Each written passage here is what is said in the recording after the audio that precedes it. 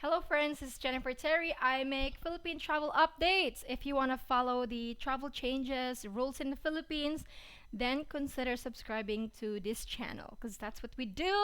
In this update, I have another good news. Earlier, we had good news for foreign tourists, and now, boom, we have good news, great news for yellow list countries, 'di ba? Earlier, a subscriber said, "Ano ba yan? Always green." Well, this update will be for yellow countries, and also I have updates for families traveling with children. Okay, here. This is the update of the IATF and the Department of Tourism. It is confirmed, it is approved. If you want to check the source, I have the announcement of the Department of Tourism in their website here. Shorter quarantine, and also the live briefing of the IATF spokesperson acting Carlo Nograles, which I will share this video on YouTube as well. Okay, going back. So what is this shorter quarantine, Jennifer? What are you talking about? So shorter quarantine for yellow list countries. The Department of Tourism welcomes the approval of IATF shorter quarantine period for fully vaccinated returning OFWs and Balikbayans from yellow countries from 5 days to just 3 days. Starting November 22. Yes, guys, 3 days from now. Yan, shorter quarantine for fully vaccinated travelers from yellow. So kung hindi kasali yung country nyo sa green list, at least ngayon, 3 days na lang ang quarantine starting November 22. But there's a twist.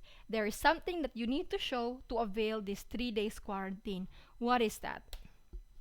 Fully vaccinated travelers or balikbayans from yellow countries with pre-departure testing within 72 hours shall be required to undergo a 3-day facility-based quarantine with testing on the 3rd day. Okay?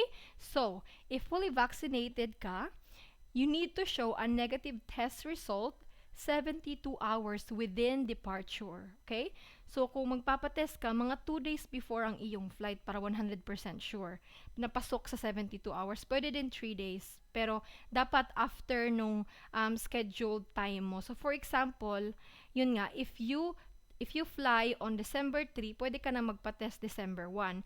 Pero kung flight mo is, let's say, December 3, 10 a.m., dapat magpa-test ka December 1 after mga 11 or 12 p.m. para safe.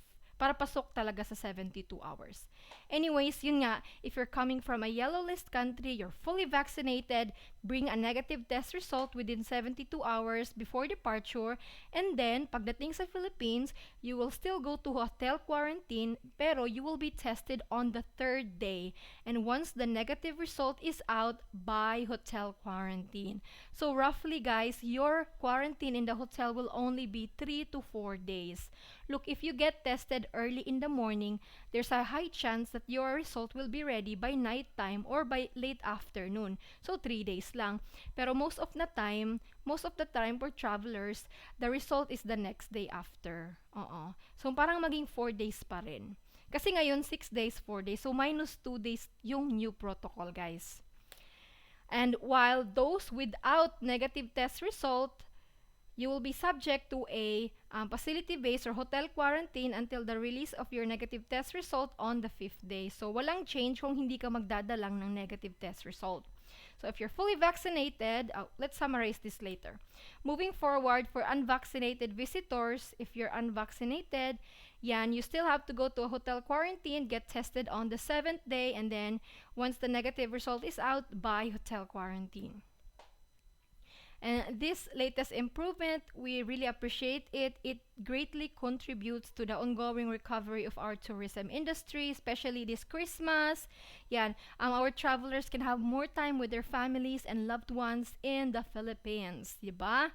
At least 3 to 4 days. Not too bad.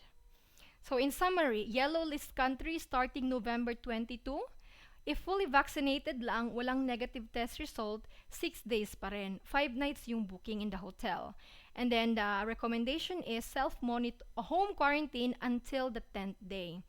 This home quarantine, guys, depende sa LGU. It depends on the LGU. Some LGUs will strictly monitor you, so you have to follow. But I know many LGUs do not even monitor. So it's all about you if you follow it. It's about and it's also whether your LG will monitor you. That's about it. Let's be honest, that's the reality. While, if you're fully vaccinated po with a negative test result, 72 hours within departure, yan, 3 nights na lang ang kailangan na booking. 4 days, 3 to 4 days hotel quarantine. The recommendation is self-monitoring up to the 14th day from arrival. Self-monitoring kung meron kang symptoms. Of course, if meron kang symptoms, if you develop symptoms upon arrival in your final destination, report to your LGU. So again, the highlight is if you're fully vaccinated with a negative test result, 3 to 4 days na lang ang quarantine. But again, non OFWs, Balikbayans, foreigners, you still need to secure a hotel booking of at least 3 nights. While for yellow countries who are unvaccinated, no change, it's still 7 nights.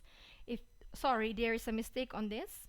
Okay, because there's a change for families. Okay, this rule will only apply for those who are unvaccinated, partially vaccinated, or those vaccinated pero hindi ma-verify.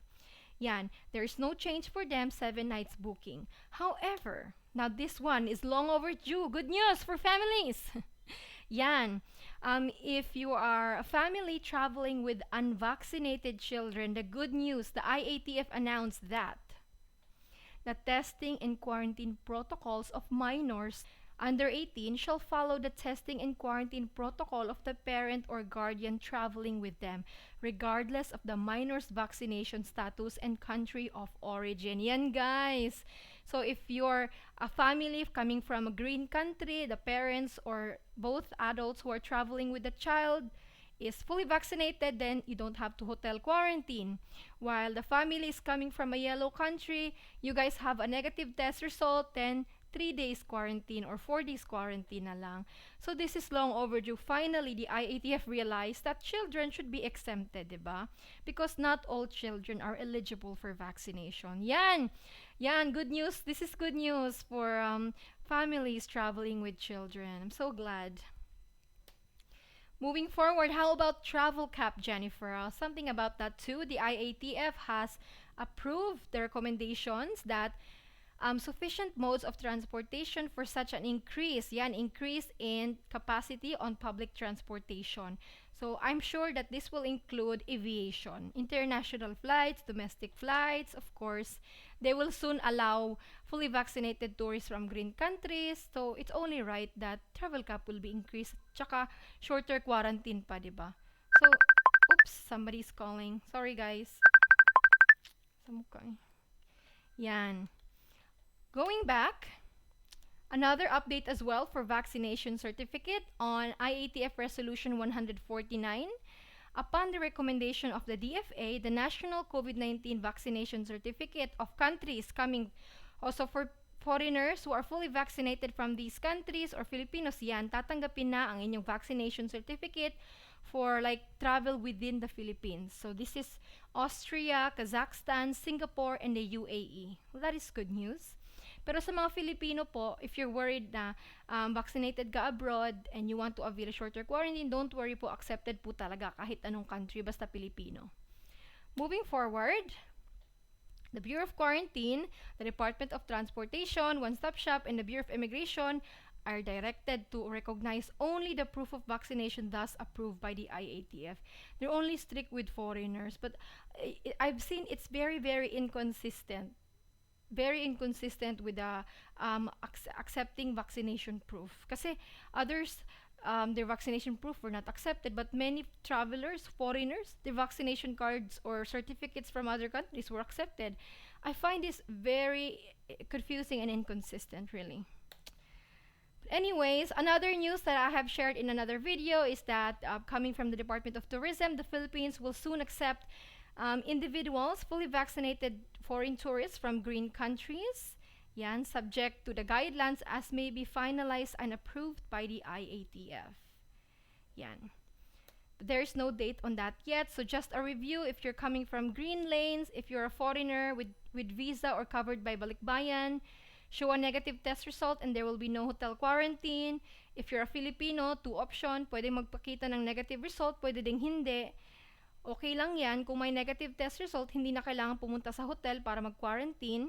Pero kung walang negative test result, testing upon arrival, mga siguro 1 to 2 or 3 days, tapos labas na pag merong ng negative test result. The recommendation is self-monitoring up to 14th day. Again, depende sa LGU.